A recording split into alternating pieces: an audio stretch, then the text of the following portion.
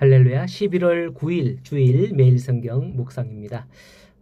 오늘 말씀은 에스라 7장 1절에서 10절의 말씀입니다. 우리 지난주에 경주에서 에이펙이 있었죠. 그때 미국의 트럼프와 중국의 시진핑도 왔다고 하는데요. 아마도 시진핑이 정상회담에 15분가량 늦게 왔다고 하거든요. 왜 그러냐 평가를 하는데 들어보니 차가 막힌 것도 아닙니다. 오로지 자기가 주인공이란 말이죠. 그러니 다들 주인공을 기다려야 한다라는 그 의미를 주기 위해서 그러한 게 아닌가 이렇게 평가를 하고 있죠. 주인공의 영향력은 그만큼 크다라는 것을 의미하는 겁니다. 오늘 말씀이 에스라 7장인데요. 우리가 지금 묵상하는 성경이 에스라인데 에스라가 언제 등장하냐? 바로 이 7장에서 등장하는 거예요. 늦게 등장하네요. 바로 오늘 이 에스라가 등장하는데 주인공인가? 문득 시진핑 생각이 떠올라서 앞서 에이펙 이야기의 시진핑 이야기로 시작을 해봤습니다. 1절에 2일 후에 바사왕 아닥사스다가 왕위에 있을 때 에스라라 하는 자가 있다고 하면서 에스라에 대해서 그가 누구인지 쭉 이제 1절 이하로 쭉 설명을 합니다. 6절까지. 이게 족보인가? 이렇게 싶을 정도로 그의 아버지, 할아버지, 정조, 고조 이렇게 해서 16대 손이라 16대까지 거슬러 올라가요. 주인공이 맞는 건 아닌가 하는 느낌이 듭니다.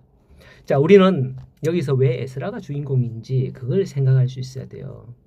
그게 없으면 에스라? 그게 누군데? 이렇게 정확하게 기록해!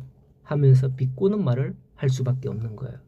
오늘 본문의 핵심은 바로 마지막 절입니다. 10절에 보면 에스라가 여호와의 율법을 연구하며 준행하며 율례와 규례를 이스라엘에게 가르치기로 결심하였더라 라고 하죠. 에스라는 바로 이런 결심을 했던 사람이다 라는 거죠. 그럼 에스라가 어떤 사람이길래 이런 결심을 했지? 이걸 알아야 돼요. 6절에 보면 에스라는 하나님의 율법에 익숙한 학자였다고 합니다. 이스라엘이 포로로 끌려가 타국에서 지낼 때에 이스라엘은 더 이상 성전 제사를 지내지 못했죠. 본국에서도 성전 제사를 못 지냈을 거예요. 왜? 성전은 이미 다 무너지고 없으니까요. 자, 그런 상황에서 어떻게 이스라엘 백성들은 그 신앙을 지키고 그 신앙을 유지할 수 있었느냐?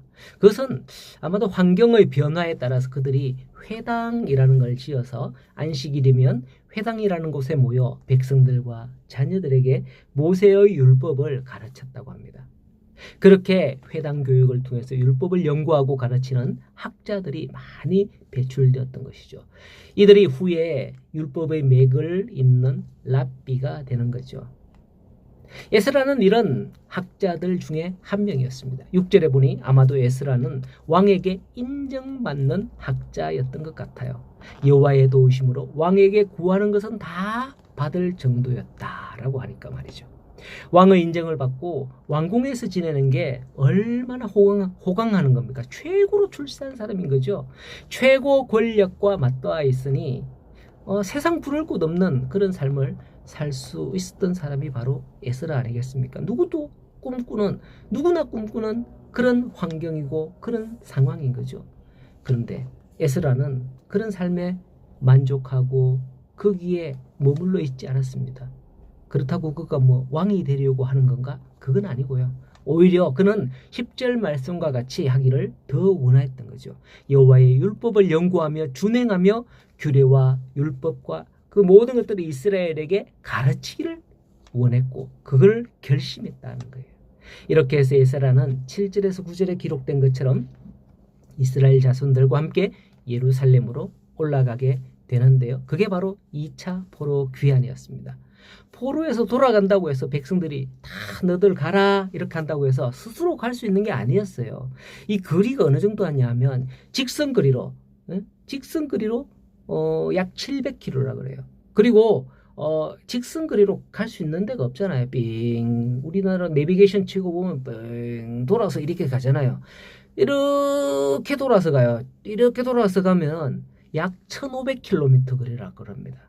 빠르게 가면 3개월, 늦어도 4개월은 늦어도 아니고 아무리 일찍 가도 한 3, 4개월은 걸리는 그런 엄청난 거리인 거죠. 그래서 포로에서 돌아가라 한다고 해서 혼자 나 이제 가겠습니다 하고는 그냥 털레털레 갈 수가 없는 그런 거리예요. 자, 1차 포로 귀환은 언제 이루어졌죠? 고레스 왕 원년에 1년에 이루어졌잖아요. 그로부터 2차 포로 귀환은 약 80년이라는 세월이 흐른 다음이었습니다. 그동안 가고 싶어도 가지 못했던 사람들이 많았던 거죠. 바로 이 2차 포로 귀환에 에스라가 중심이 되어서 예루살렘으로 돌아오게 되는 겁니다. 만일 여러분들이 좋은 자리에 있다면 선뜻 그것을 내려놓고 에스라처럼 이런 마음으로 고향으로 갈 수 있을까요? 저는 그게 쉽지 않다고 봅니다. 그런데도 에스라는 결심을 하고 예루살렘으로 돌아가는 것을 볼 수 있다는 거죠. 여러분, 북이스라엘에 이어서 남유다 왕국이 망한 가장 큰 이유가 무엇이겠습니까? 국력이 약했기 때문에, 재정이 없었기 때문에, 군사력이 약했기 때문에, 물론 이게 다 원인일 수도 있겠지만은 이렇게 된 데에는, 그렇게 다 약하게 없고 이렇게 된 데에는 가장 큰 원인이 뭐냐? 바로 이스라엘은 하나님을 알지 못했다라는 데 있다는 겁니다. 호세아 선지자가 말씀했습니다. 호세아 4장 6절에서 보면 내 백성이 지식이 없어서 망하는도다. 네가 하나님의 율법을 잊었으니 나도 네 자녀들을 잊으리라 라고 책망했습니다. 하나님의 말씀을 알지 못해서 잘못된 길로 가게 되었으며 결국 망하게 된 거죠. 어쩌면 학사 에스라는 이 사실을 절감하고 내가 돌아가 내 백성에게 율법을 가르쳐야 되겠다라고 결심하지 않았나, 다짐하지 않았나, 이렇게 생각이 되어집니다. 오늘날 여러분의 결심은 무엇인가요? 교회에 와서 무엇을 하는 게 여러분들의 결심이자 즐거움이자 행복일까요? 오늘 거룩한 주일이죠. 주일인데 여러분 교회 와서 뭘 하는 게 좋겠습니까? 나보다 더 연약한 자들 돌보고 위에서 기도해주고 또 말씀대로 준행하기를 힘쓰는 그런 성도가 되시기를 소원합니다. 오늘도 예배하면서 우리 마음에 다른 결심, 하나님 내게 복을 주시고 막 이런 결심보다는 하나님 내가 할 수 있는 게 무엇일까요? 내가 이걸 하겠습니다. 학사 에스라처럼 뭐 이런 류의 그런 결심들을 하게 되는 우리 성도들이 되기를 간절히 소원합니다. 오늘도 말씀을 통해서 행복한 주일이 되시기를 간절히 소원하고 축복합니다.